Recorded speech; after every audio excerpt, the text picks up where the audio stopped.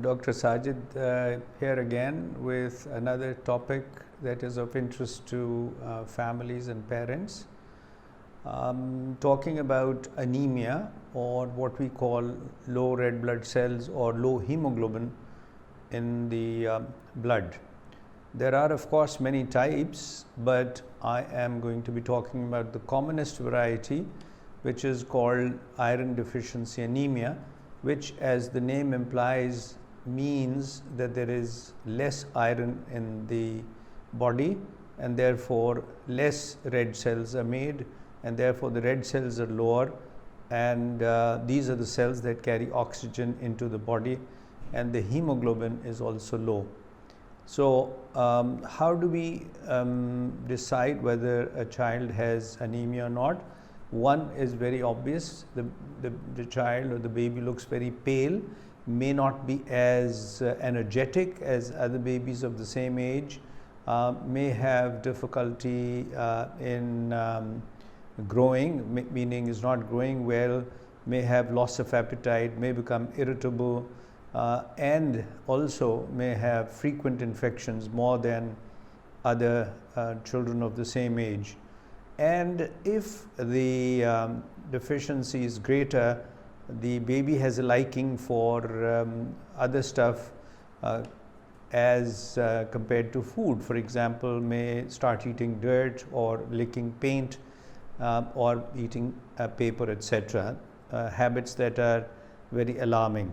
So on physical examination, when you take the baby to the doctor, he will check for a number of things. One, of course, is how pale the child is. It looks at the hands and the feet, the soles and the palms, the nails, the nail beds, the white of the eye, that tells you that there is pallor. Sometimes the tongue is somewhat sore, may even be red, and of course the height and weight may be lower than the average for that age. There might be a little bit of a blistery type rash on the angles of the mouth. Now, why does this occur? And let me explain this to you. I did mention iron.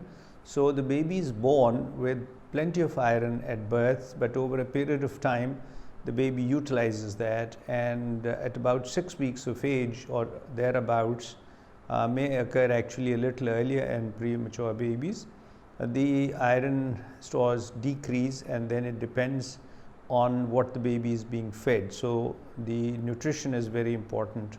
And then after that, the baby starts to make iron, provided that the baby is appropriately being fed, and of course that means breastfeeding.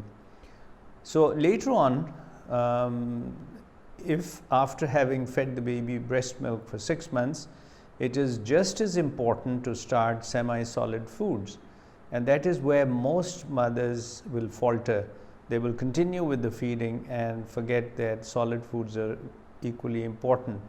So if the baby is taking too much milk, then the baby does not have the need for solid food, or if the baby has been switched to cow's milk, then the baby may develop what we call anemia. Cow's milk, of course, can cause loss of blood in the intestine sometimes, especially if given under 1 year of age, and sometimes it is like an allergy. Some children in our country also have the worms, and if they have a very large worm load, then they can also lose some blood from the intestines. So lack of taking semi-solid foods and too much milk are the commonest causes. So the doctor will run some tests, and you've heard of a CBC, in which they will determine the low hemoglobin and also the red blood cells, and then they will make a diagnosis. So the treatment is not as difficult. One needs to understand that a diet adjustment needs to be made. If the baby is taking too much milk, for example, from 1 year to 5 years, about 24 ounces is the maximum an infant should take. But if it is more than that, that needs to be cut down, and foods that contain iron should be introduced. The best diet, of course, is one that contains all kinds of food, cereals and dairy products and meat and fruits and vegetables. So milk is to be given, but much less than before. So treatment with iron is also given. It's a form of medicine, and you have to give it before food, and sometimes it may be helped with vitamin C, but it needs to be continued for 2 to 3 months.